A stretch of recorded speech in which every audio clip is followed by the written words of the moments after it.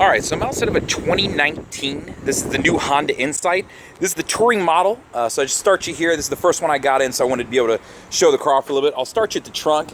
It does have the quick release, so I can pop this open for us. Trunk space-wise, you can see I got a good amount of space to work with in this trunk, and I can flip the seats down. I do have a 60-40 split in this trunk. So that's what's going on there. As far as underneath, I've got the tire repair kit. So in all of the Honda hybrids, you're going to find this as far as that setup with the air compressor and everything. Moving into the back seat. So back seat of this vehicle, it's very indicative of that of a Civic. So as far as the spacing goes, this one's going to have leather, and it's also perforated. And that's part of being a touring model because I'm in a white with black interior model. So the interior looks a lot like that of a Civic. Moving up to the front, it does have keyless access, so I can just hop in. Key fob's in my pocket, but I got the car running. So let's get down in the car and show you some things. So in this model, I do have the 10-way powered seat up front. So I do have an 8-way powered seat. How I'm reaching around and looking for buttons just to fill around. Moving over to the left side, and I'll just kind of walk you across the dash and explain some things. So starting here, power windows, auto up, down on your driver and passenger side, so one touch will send them up and down. My window locks, my door locks, and then my mirror controls left and right, and I can control off the pad. Moving up onto the dash. So gas cap, simple enough as far as that goes. And I just popped it open, so I'm going to have to close that. Vehicle Stability Assist works with your traction control. So this is set up to where if I lose traction, it'll transfer power to whichever wheel has better traction, help correct a skid. And then this jumps over to my Honda sensing stuff, allowing me to turn it on and off. So as far as like collision mitigate braking and things like that. So that's what this button is. Moving up, you'll see I have a trip reset button. And then of course my brightness, and you can see when I do it, it's digital over here, so it'll control that for me. So that's what's right here. Now moving on to the steering wheel. First thing is this home button right up here at the top right. So I'm going to press that home button, and this will pop up whatever screen I have open, so you can see where I pressed that button and turned it on earlier. The home button's really cool. So I got a whole bunch of different screens I can pull up here, and this is digitally set up. So this is a lot like the new Accord is set up the same way. What I like about this is you can see all your different power flows as far as, since this is a hybrid model, as far as what I'm using right now, so you can see exactly what's going on since the engine kicked on. I'm going to jump back. As far as range and fuel, it'll give me my range on my vehicle, average fuel consumption, things like that. So, general tripometer information, fuel economy, that's what this is right here as far as previous trips. Jumping down, my audio, whatever I'm listening to, so you can see that pulls up. It's actually a really nice color display too, so it kicks butt right there. The car does come with XM satellite, as you just saw on the screen. Navigation to give me my turn-by-turn direction. If I had some directions pulled up right now, it's just giving me a general compass. Traffic signs, so this is what's in the Accord also. Anytime I pass a traffic sign, it's actually using this box up here, so it's using that same camera it uses for lane keep assist to detect road signs and then tell me what the speed is. So if you're traveling through a funky town and you just don't know the speed, that's super helpful. Driver support, this is going to be some of the Honda sensing things, and I'll get into that here in a minute. Driver attention monitor, if you haven't been touching the wheel or anything, it'll alert you. Maintenance reminders, this is where I get to like my oil life, things like that. So I'm just toggling through some screens here looking at stuff, and to do that, you press the home button and then you toggle through with this, and then to select it, you press select, so you can see in the background me doing this. My volume controls are obviously right here. My back button, which is an important button in case I select the wrong thing, allows me to back out of screens, so you can see where I backed out of some stuff over there. Bluetooth controls are below that, so to answer a call, to hang up a call, to use voice command. This also allows me to access OK Google and Siri, depending on whether I'm using Apple CarPlay or Android Auto, or if I'm just connected up via Bluetooth. So this is kind of an important button, and it also gives me access to my navigation controls, because I do have access to that via voice command. Okay, so moving to the left side up, back here you'll notice the car does have paddle shifters, so I can use some regenerative braking and some different things to build charges and do stuff like that. So that's what your paddle shifters are for here. I've got plus and minus on both sides there. You'll see my light controls. I do have auto setup controls right here, and then this car does have fog lights, so that's how I turn them on, so now they're off. I have them set to auto. And then of course on the tip of the blinker stalk you'll notice that handy dandy camera that everybody likes, the camera, and when I throw it on, it shows me the right side of my car. Red line is the end of my car. Red to orange is a car length. Orange to orange is a secondary car length. So that's down my right mirror as far as giving me my blind spot, so I don't have to look over my shoulder and away from the road. And the same thing, you can press that button and turn that camera on and off anytime. So let's turn it on and off right there. So that's what's going on over there. On the other side is going to be my windshield wiper controls, and they're intermittent, so I can control that right there. Now moving to this portion, this is my Honda sensing stuff. So this is going to be familiar if you know anything about the newer Hondas. Press the main button to turn it on. When you see ACC and LKS, that means it's on. Cool thing is it'll stay on, so if I turn the car off, get out, come back, that button will stay on for me. ACC stands for Adaptive Cruise Control. LKAS stands for Lane Keep Assist. So Lane Keep Assist is this button right here. When I press that, you'll see these dotted lines come on, so that's what's flashing at you right now. It works from 45 miles an hour to 90 miles an hour. If I have my windshield wipers on, this feature will turn off, so it'll deactivate itself. And what it's set up to do is it uses the box up here, there's a camera in there, to detect the lines on the road. As it detects them, those lines that you're seeing right there will fill in solid. If I start to drift out of my lane, it'll just naturally pull me back over into it. It's real subtle, it's not jarring, and if you use your blinker, it won't do anything. You know, obviously it's gonna let you because it's assuming you're meaning to make that move. So that's just how it works. So if you yank the wheel across 3 lanes thinking it's gonna correct for you, it doesn't work that way, so just be aware of that. Now, adaptive cruise control. So once I get up to the speed I want to set, I would press my set button. From there, I can set the distance between me and the car in front of me right here. So you'd see a car icon up there now. And then see where those boxes are, you'd see the car icon in front of that. So the more boxes, the more space I'm creating between me and the car in front of me, right? So I've got the most down to the least. So it gives me some different options, right?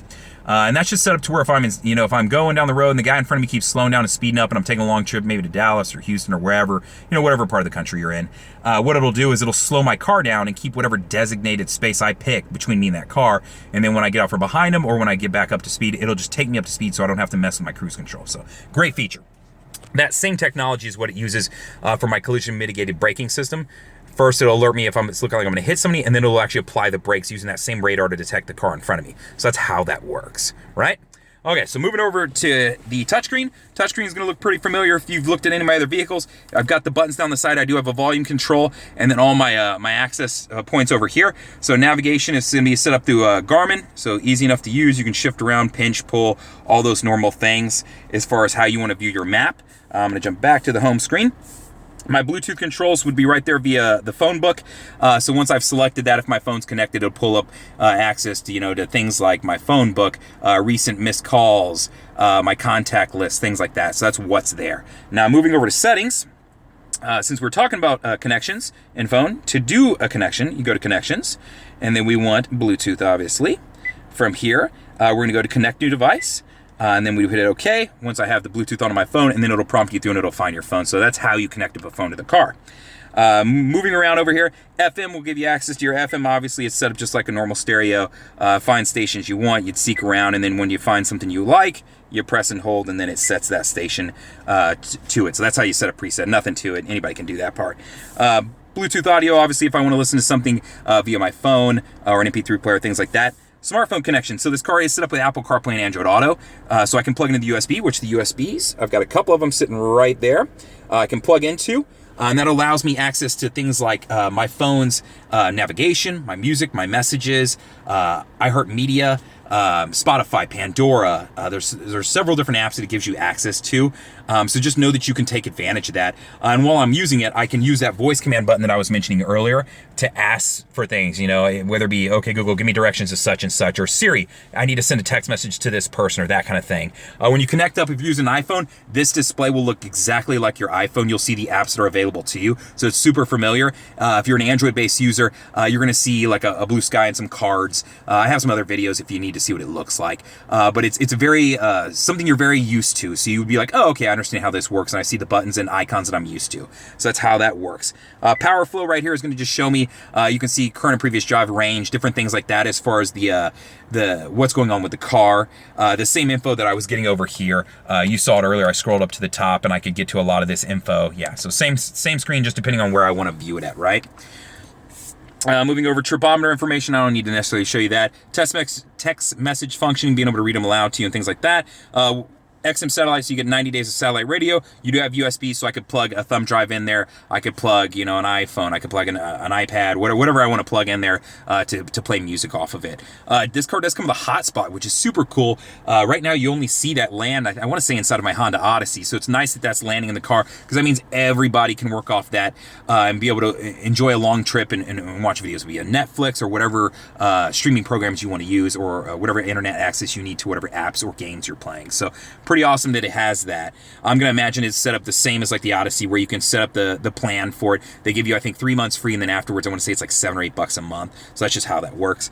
System updates, clock, and adjusting that. And then Honda Link is set up to where you can get, if you connect up to your phone, it allows you to get things like maintenance reminders, recall notices, stuff like that. As far as this screen, if you want to move stuff around, I mean, it's like my other cars. You select it, and then from there, I can select stuff and just kind of move it around and place things where I need to. So that's how this works. And then when I'm done, just press done, and it holds.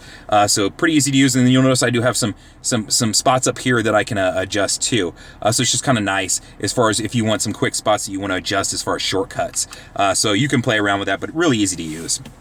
Moving down, my AC unit is actually a dual-zoned AC, so I can unsync them and now set mine to low and my person's a little bit higher in case somebody isn't as cold or hot-blooded, I should say, as me, or I can sync them up and they both control off my side. The only constant is the fan speed, right? And then, of course, you know, where you want your air to go. Down here, you'll notice it does have heated seats, so those are my controls right there for both passenger and driver's side, and then my rear defrost functions are right there, too. Below that, I do have a couple USBs. I do have a power outlet right there. The shifter is set up a lot like some of my higher-end vehicles with the 10-speed transmission. So you'll see it has the buttons like if you're in a Pilot or an Odyssey. So it's just kind of nice because it eliminates the shifter and getting in your way, things like that. So it just gives you more flat space. So it's just a little bit easier and more open through here. So that's what's going on there. My parking brake is electronic, so this started landing in my car in 2017 in a lot of them. To use it, I put my foot on the brake, I lift up to set it, and you'll see the red LED come on. To release, put my foot down, press down, and it releases it. Brake hold. So brake hold is set up to where if I'm in stop-and-go traffic, and I have the car in drive, when I come to a complete stop, while the car is still in drive, I can let my foot off the brake and it'll hold the brake for me. And then when I'm ready to go again, I can press the gas, it'll release it, and I can take off and go. It's really just more of a convenience feature for, you know, so you're not holding your foot on the brake, then gas, then foot on the brake, then gas. So that's what this is. Moving over here, so 3 different buttons here. To drive in purely electric mode is what this is. As soon as I run out of charge, it'll kick out of this, or if I'm just going at a speed where it doesn't work out, it'll kick out of it anyway. But that's what this is, so it allows me to do that. So I can manipulate my gas mileage in this car in doing so. The same way these will affect it too. Sport mode allows the car to rev at a higher RPM. So when I'm using this, while I'll get more get up and go out of the car, I am going to give up some gas mileage. While we're talking about that, gas mileage in this car is 51 in the city, 45 on the highway. So I'm getting good gas mileage, and that's without using any of these buttons. Econ button will improve gas mileage, in doing so shutting down some electrical systems affecting things like the AC unit and your accelerator, so it's going to limit some things to improve gas mileage. So these two are kind of the opposite of each other, and then the electric mode, you can use this one at any time just trying to improve that gas mileage. You can really manipulate how the car works and give yourself better gas mileage if you really want to focus on it. My center console is set up a lot like a Civic, where I have the sliding armrest, and then I do have the cup holders, and then the deeper spot if I've got a big water bottle or, you know, one of those mega gas station kind of cup deals.